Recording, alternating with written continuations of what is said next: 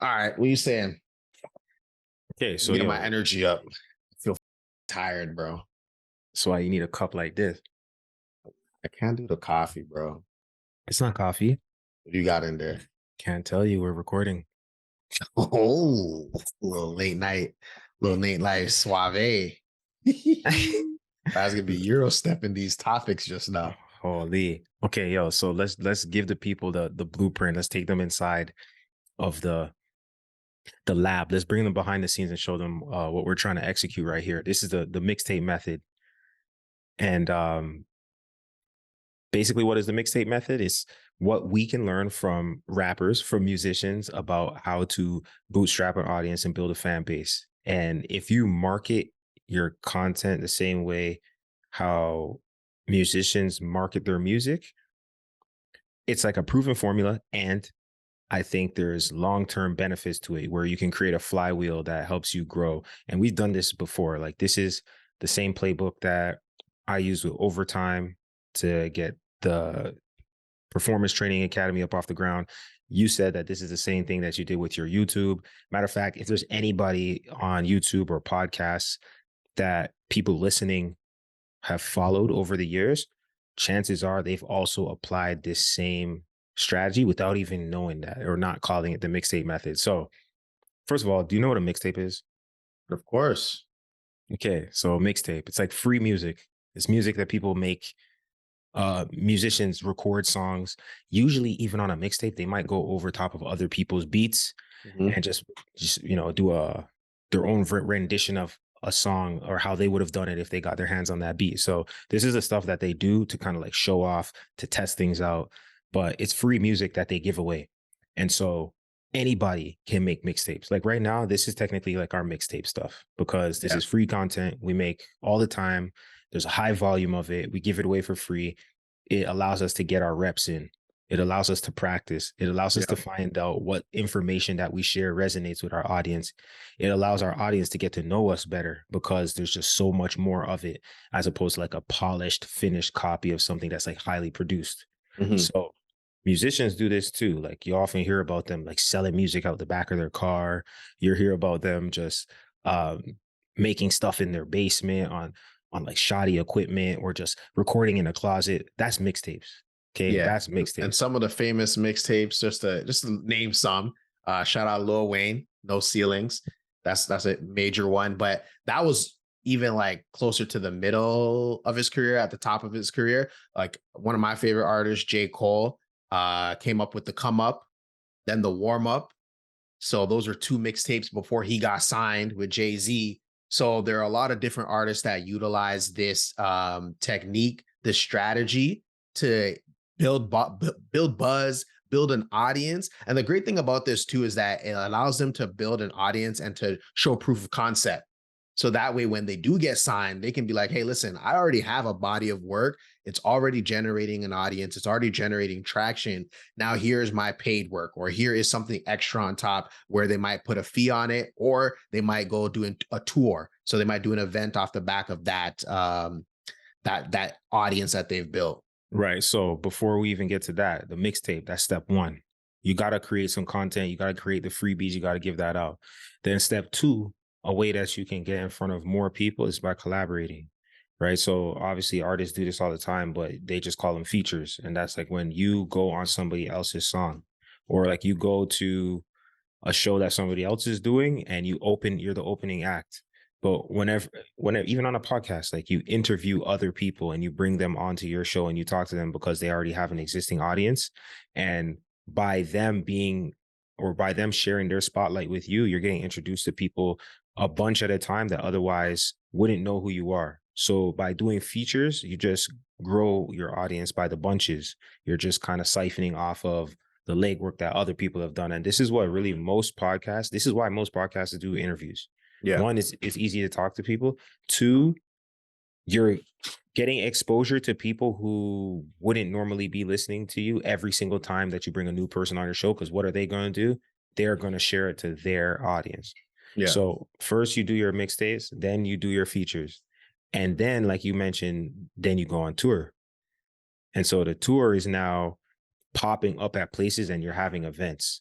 And I don't know if you saw the headlines, but they said that Taylor Swift was actually like pretty much propping up the whole U.S. economy on the strength of her tour recently, and her tour is probably going to break the record for highest grossing tour ever, like over $2 billion.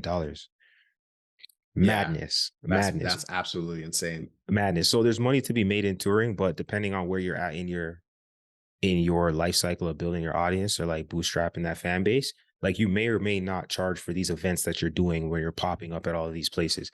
An example that's more practical for like what I did was I was running a high performance training program. So I went around to different football practices and I was guest coaching. You can kind of call that a tour a little bit because I'm going Yeah, around different locations and I'm providing my services so people could get firsthand experience. The feeling of being front row at a concert and hearing somebody perform live transfers a lot of people from either not knowing or just being a casual to being a diehard fan. yeah, Like I remember the first concert I actually went to was Jadakiss. Jadakiss. And like he used to do this thing where he would be rapping and then the beat would completely drop out and it would just be him and the mic and just his words only. And you had yeah, to like, you're like, oh wow, he really thought hard about putting these exact syllables together to make yeah, like when you slow it down, there's no mumbling. Like he was hitting every sentence, every bar had weight behind it. And you didn't appreciate it until you saw it live and like witnessed the mastery. So like when you go on tour, you're showing off now and yeah, you're building a connection on more of a personal level with people and then they get to know you. At this point in time, you're getting fans with a deeper connection. Is you get massive amount of fans by doing features, you get deeper connection with fans by going on tour, right? yeah. Any face to face interaction is definitely it's more personable. It's that human connection. My first concert was the Dollar and the Dream concert with Oh, J. Cole, and you seen him live? yeah, man, and that was it was such an intimate setting. Like I felt like we were rapping together on the mic, like we were just vibing because it was such a small group, but it was also just an intimate setting. And the fact that it was a dollar, you knew he was doing it for his fans, and you could tell that his heart was in it. He only That charged a turned me, dollar? yeah, it was a Dollar and a Wow. Dream tour. That turned me into a super fan. Like I will never not rate J. Cole. Like he's forever one of my favorite artists, and I'll always have that memory in my heart for an eternity. So Yeah.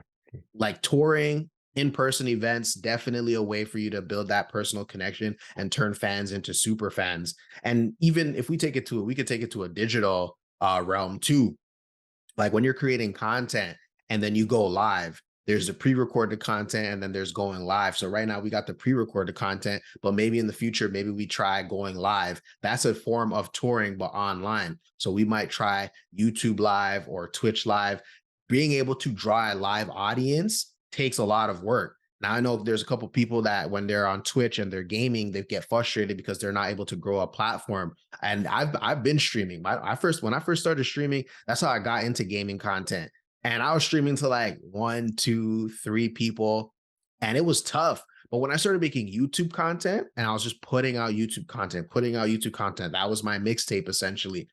And I started building an audience on YouTube, it became much easier. Then people were like, yo, I love your YouTube videos. That's why I'm here in your live stream. I want to come and play with you. I want to come hang out with you. And again, that's when you turn a person who is just a subscriber into a deep community member who's down to rock with anything that you put out. So the same concept from actual physical mixtapes, or you know what, now they're on Spotify and they're putting up spins on Spotify, but the same concept is the same. You put it out free, you build an audience, you build a people who want to listen more, who want an appetite for your content, and then you go on tour. You create something that's live, you create something that's personal, where people can get an in-person reaction or a live reaction off of you, and that's how you get that deeper connection. Yeah, you go somewhere where you could sign an autograph or take a picture because that's where the moments are made. Like if you like, I work in a live event business, and so it's very much about going on tour. We do this exact same thing in pro sports. Like, what is the mixtape stuff we do? We have a ton of content that we pump out all the time. Matter of fact, one of the largest org units in our whole entire business is the marketing team.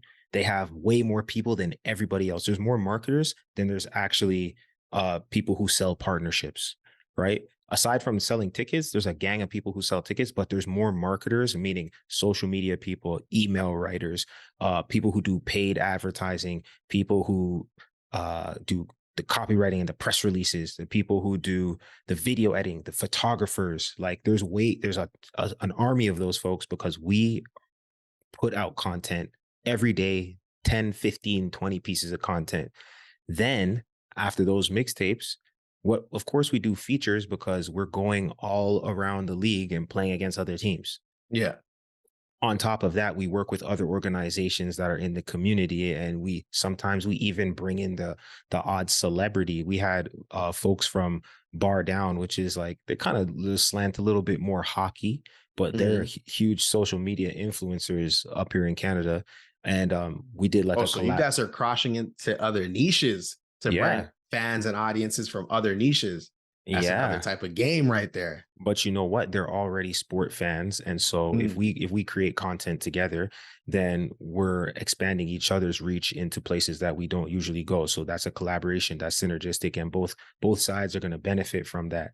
Then when you talk about going on tour, we run camps all over the place. Mhm. We run sport camps all over the place. And when you give a person a face to face, close contact with a professional player, and they get a chance to sign that autograph or to get that coaching tip from a pro, or to, get a pair of their gloves or their towel or whatever it may be, they give them something. I was at a camp the other day, and one of our receivers from the club, this guy gave his shoes to a kid at the camp.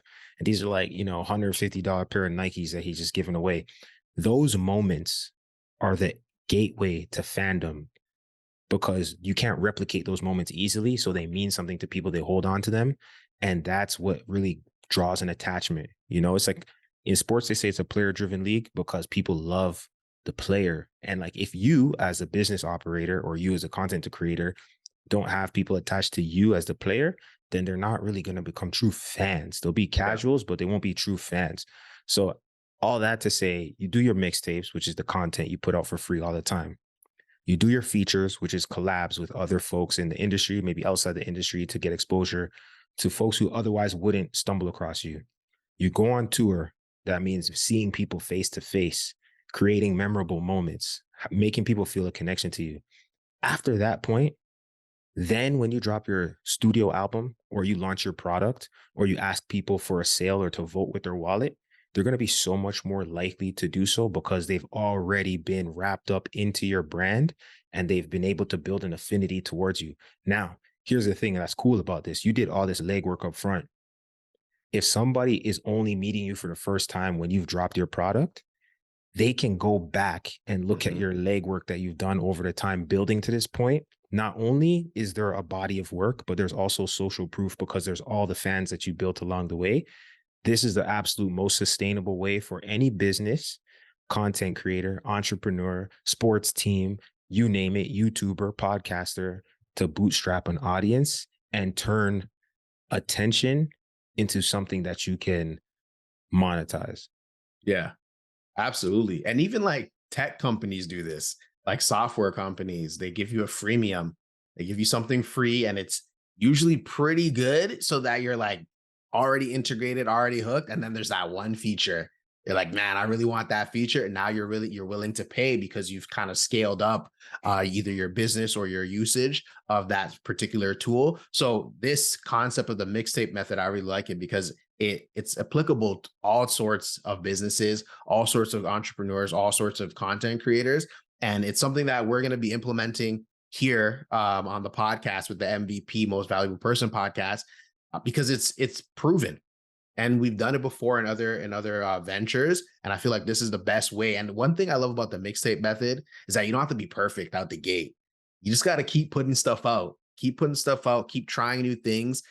You could be very strategic about it, but sometimes you just got to press play. You just got to press record and just start and keep getting those reps, keep getting better, keep putting out things, keep testing the market because that one mixtape, that one album, that one song, sorry, I should say, that one song, which is an episode in our case, it hits that trajectory, that thing that just takes it off.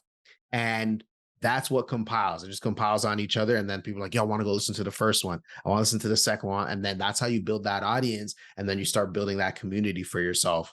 Yeah, and when you mentioned that even tech companies do this as well, the most perfect example is one of the biggest tech companies of them all, and that's Salesforce. What Salesforce does, considering it their mixtape portion of their marketing strategy, is they offer an entire educational platform that's called Trailhead for free. Yep. Anybody right now, you can type in Trailhead in Google. You can sign up for this free academy and you can go through hundreds of different modules to learn the different aspects of the platform so that you can become a master and you can start your career as an admin, as a sales rep, as a marketer using the Salesforce platform. And then you talk about the integrations that they have with all other softwares. That right there is the collaboration, because Yep. maybe you use Slack, and Slack integrates perfectly with Salesforce, and MailChimp integrates with Salesforce, and all these other different platforms, they integrate into Salesforce so that while you're already using one thing, you can seamlessly transition to also using their platform as well.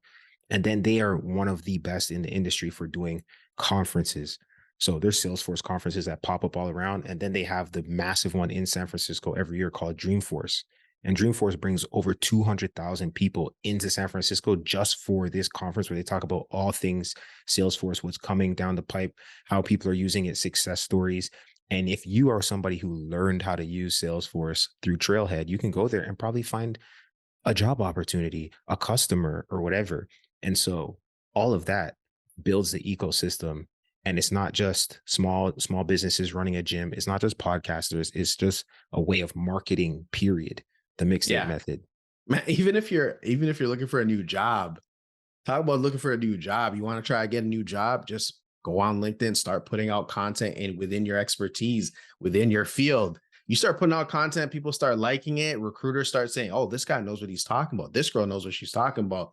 And they're going to be interested in you. And it might even be easier to build a network because you're already putting out valuable content for free and people are finding value in what you're doing. So the mixtape method is certified. Like it's certified. It's proven, it works, and it's a way for you to build value without asking for anything in return and really just proving. You know what? I noticed something. There's a couple of LinkedIn creators that I follow who are like solo entrepreneurs. And what they do is, it's actually funny that we were talking about this now because I just thought about this.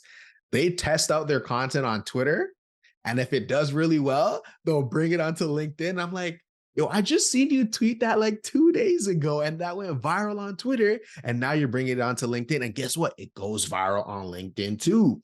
So people are using this mixtape method outside. I feel like rap pioneered it, but people are utilizing it everywhere. And maybe it's a concept that's been used even before rap music, but it's definitely something that is being used across the board within all industries now. That's it. So you've been put on game. If you never heard of the mixtape method before, well, I know you didn't as a fact, because we made that up right here. So so tell your friends about me. No, but that's the mixtape method. Think about how you can apply it, especially if you're a content creator, because in this day and age, Jimmy, like you just said, everybody is a content creator, whether you're a business owner, entrepreneur, or you're just a professional. Everybody's resume or their body of work lives digitally. And it's out there. So when I search Google and I put your name in, or I put your company in there, like that's your resume. Forget that little single piece of paper. Your resume is what pulls up on a search query, and what your customers or your past partners or your colleagues say about you. That's your resume. And in this world, that kind of stuff is not that hard to find. So best bet is to get ahead of it and be the one who's controlling the narrative by putting out mixtapes. Hey, that's what's up. Hey, you got any quotables before you wrap this one up? Yo, I really don't, other than you just got to keep dropping and keep dropping and keep dropping. You might think something's hot. It might not be. You might think something's not hot, and that might be exactly what the people in your audience need to hear. So just drop, drop, drop, drop. And eventually you're going to find the hot one. Yep. Like the great LeBron James said, There go another one. He said All right, that. y'all. He did say that. There go another one. All right, y'all. That's it for us. We'll see you guys on the next one. Peace.